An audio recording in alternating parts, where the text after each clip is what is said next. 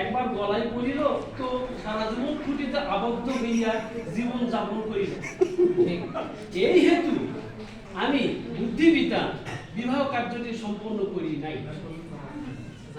কিন্তু নানা গৃহ ঘুরিয়া আমি বুঝিয়াছি স্বামীর নিকট বধূ অনেকটা মৌমাছি চাপের মতো।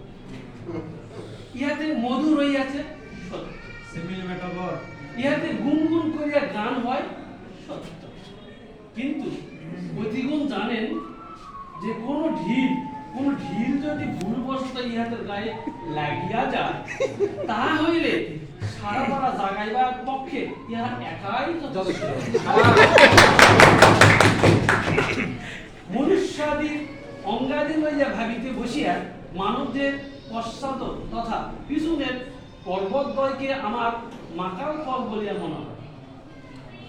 আলোচনার সুবিধার্থে এবং স্বাধীনতা বজায় রাখিবার নিমিত্তে মনুষ্যের পশ্চাৎকে আমি কাঁঠাল বলিয়া সম্বোধন করিলাম।